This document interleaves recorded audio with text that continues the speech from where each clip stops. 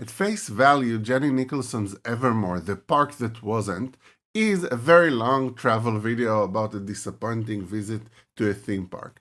However, Nicholson adds so much background and attention to detail that her video becomes deserving of analysis. I'll also answer the question, is the video actually an anti-Elon Musk allegory? Hi, welcome to YouTube, a literary analysis. I'm David. In this series, I will combine my skills as a person who watches too much YouTube and as a literary critic to explore videos more closely as works of YouTube art. Jenny Nicholson is a fairly successful commentary YouTuber / video essayist. I have to admit that I just got to know her recently and haven't watched all of her video, but I can say that her most common video structure is to take a piece of popular culture or sometimes amateur productions and meticulously point out what's good about it and especially what's wrong with it. As Matt Shore of The Collider puts it, her videos have the added benefit of being hilarious thanks to Jenny's ability to turn a list of complaints into a virtual discussion with the viewer about how things might have been better with a few logical tweaks. Evermore, the park that wasn't, tells the story of Nicholson's fascination with Evermore Park and her disappointing trip there. Evermore is a medieval theme park in Utah where the main attraction is interacting with fantasy characters. The video is 4 hours long, so I will not do anything like a close reading of the details of the video. Rather, I will focus on the plot structure and genres deployed in it. Part 1. The Rise and Fall of Evermore. One of the interesting things about video essays is the way they can import and combine different genres and plot conventions. Nicholson's Evermore incorporates the rise and fall plot structure. Like rags to riches stories, rise and fall narratives tell the story of someone, often a man, becoming rich and famous. Unlike rags to riches stories, they go on to describe how that person loses everything that they have, or at least everything that they really care about. You know, sometimes they stay rich but lose the people they love.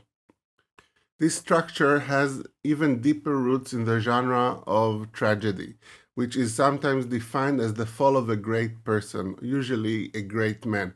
Think of Oedipus murdering, mother marrying, and solving riddles his way up to being the king of Thebes and ending up a blind nomad. Or Macbeth murdering and speaking to witches his way up to being the king of Scotland and ending up dead and without an heir. We just eat these stories up. We've been eating them up for a while, it seems. The rise and fall structure is popular in documentaries as well, like the ones about Fire Island.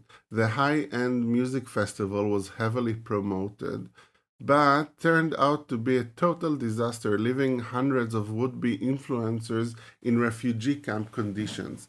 Like Evermore Park, this is the fall of a project, not just the people behind it. So it goes with Evermore. Nicholson indeed begins with the rise of the project. Evermore was first pitched as an immersive fantasy theme park to rival Disneyland, but with no connection to previously existing IP or media conglomerates. It sounds really awesome, but the promises also sound a little too good to be true. As her part 2, the story gets its human protagonist with a man she calls the inventor, Ken Brettschneider. We'll go with Brett Schneider because that's how she says it. This next section will tell the rise story of the tech millionaire who decided he wants to build a theme park in Utah.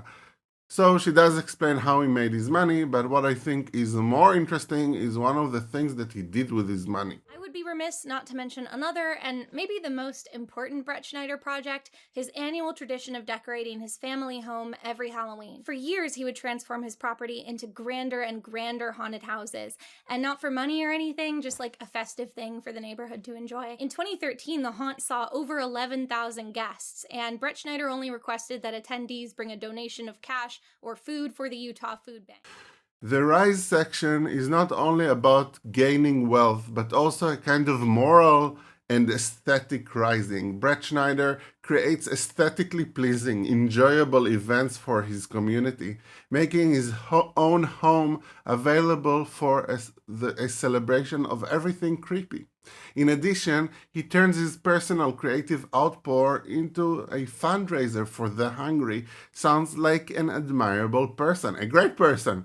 In other clips shown, he seems so wide eyed and enthusiastic, the kind of person who could dream big and make that dream into a reality.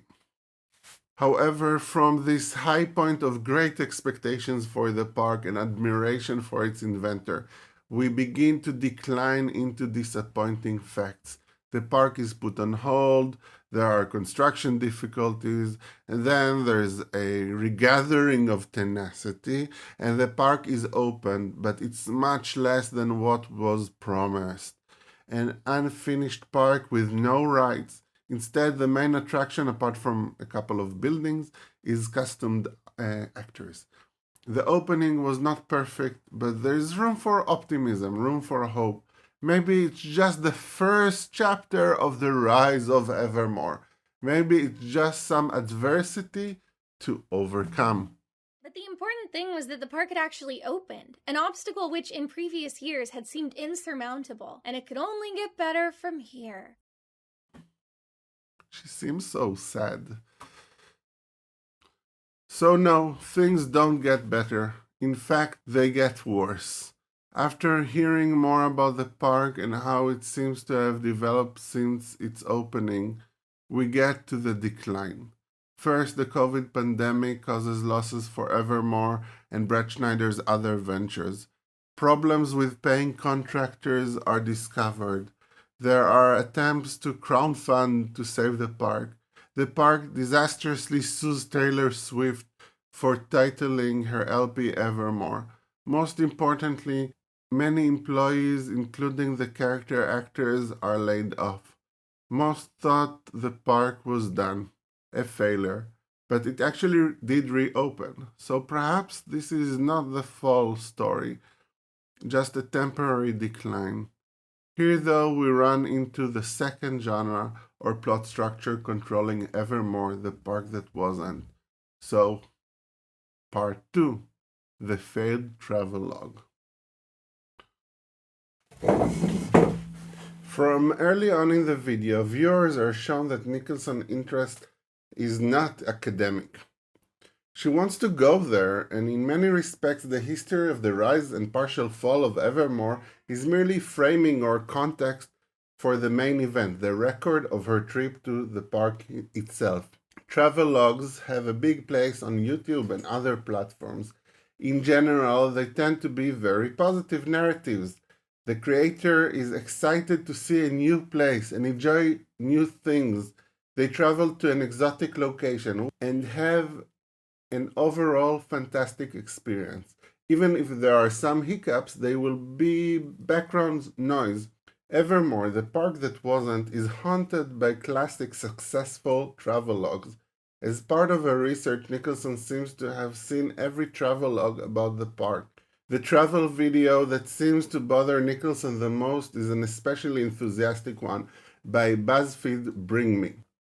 There, the host traveler gets a guided tour of the park and a lot of attention from the actor. She's clearly having a well-curated, immersive experience. Everything looks great and the host seems ecstatic. In fact, the park looks so good in this one video that Nicholson raised the possibility that it was a paid promotion. Most other videos Nicholson used, like Ginny D's travelogue, are not as one-sided, but follow the structure and tone of a successful trip to an exciting location. When we showed up, we were a little confused because it's kind of in the middle of like office buildings and shopping centers and stuff. But the park itself is pretty big, and once you're inside it, there's definitely a sense of immersion, even though you can occasionally see building tops over the trees. All of the buildings in Evermore were specifically built for the park, and all of them are these beautiful stonework, thatched roof, historical, medieval looking buildings. But that's not what Evermore, the park that wasn't, is. even if Nicholson wanted it to be. I think that's it. I really would have preferred to make a 30-minute travelogue, just for the record. Despite what reads like an honest effort, Nicholson and her friends can't seem to enjoy their trip to Evermore. The accommodations are ugly. There is confusion about the ticketing, the gift shop is closed, the tavern stinks of BO, and the food selection is limited. Crucially, there's a failure to immerse, to put yourself in the world of the park.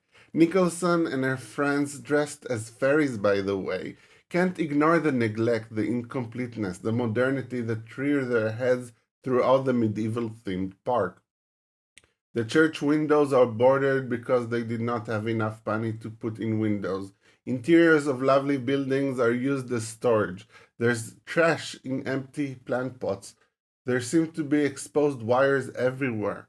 Whenever you look up, you see boring office buildings. It's not just aesthetic, though. Nicholson is bothered by safety concerns as well. What if it rains and someone is electrocuted? What if someone trips on the wires? What if someone gets hit by an arrow? She can't stop asking these questions. There's a moment in the video where the failure at making an immersive travelogue and the inventor's fall coincide. I think it's the key moment for understanding the whole video. When we entered the park on our second day, we made our way to the back where the Hobbit House was. The Hobbit House is one of the few themed buildings you can enter and has pretty iconic architecture from the outside. And on this day, there was just an SUV parked right in front of it. Why is there an SUV in the fantasy realm? 500 years ago. And then I looked over and realized that the CEO was right there. It was his car. Does he know it's open? All right, well. Brett Schneider, who was once an imaginative, generous creator of fantastic worlds, is now a drab CEO of a failing business who can't even be bothered to move his car from the entrance of a hobbit hut. Nicholson's failure to enjoy her travels and Brett Schneider's fall from grace collide in this one image. Along with Nicholson, we wanted to believe in his vision for Evermore, but Brett Schneider won't let us. We wanted to immerse ourselves in the fantasy village, but Brett Schneider won't let us.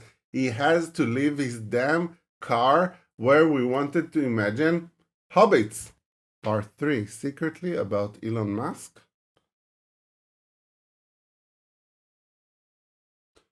Finally, we get to my clickbait. I'll start this concluding section by admitting that no, Evermore, the park that wasn't, is not secretly about Elon Musk. If she wanted to do a What's Wrong with Elon Musk video, Nicholson would have done that. It would have probably gotten her a lot of views, though she'd have to face some angry comments from Elon stans.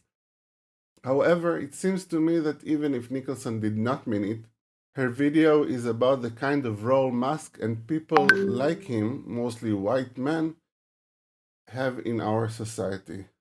When I look at Evermore, all I see are cool ideas and limitless potential being squandered. I mean, they managed to find a cast of actors so dedicated that they were willing to come in on their day off and crawl around in the hot sun pulling weeds for no money, and they managed to blow that too by not making them feel valued or safe. The story of Evermore is like watching the slow death of a dream. Obviously, a lot of blood, sweat, and tears went into it, and I hope it improves and survives. I know I'd like to live in a world where eccentric millionaires open their own theme parks, completely independent of major corporations. Nicholson says that she would like to live in a world where eccentric millionaires can create such projects. In a way, I think that a lot of us wish the same thing.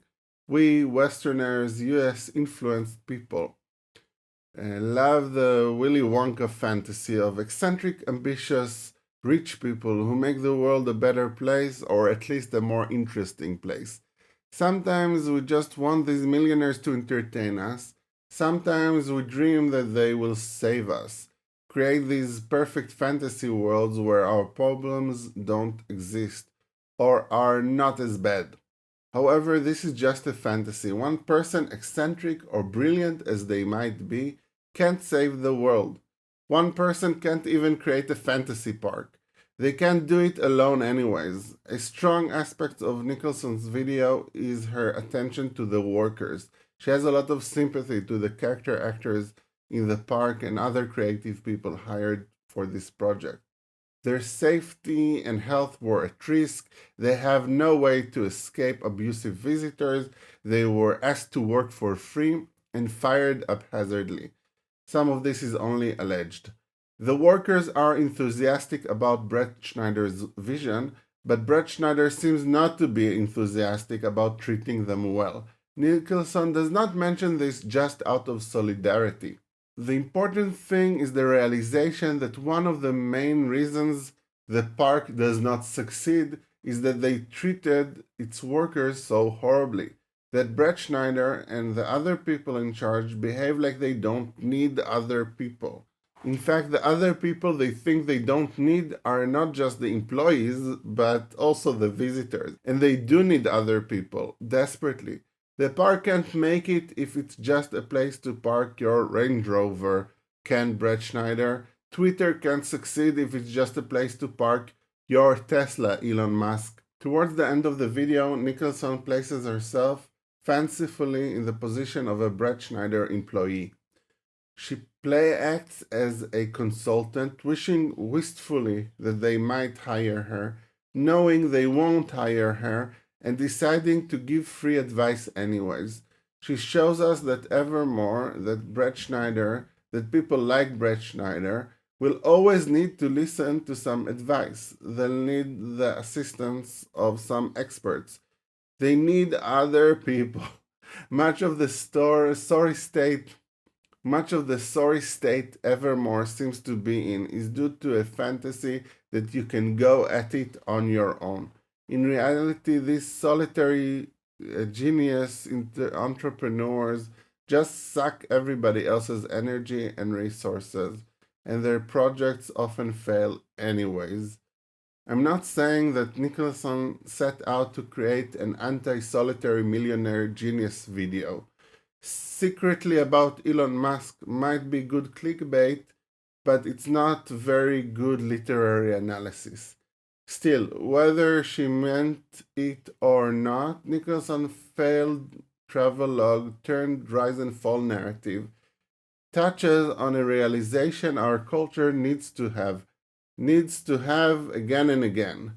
No solitary genius is going to create a new world for us.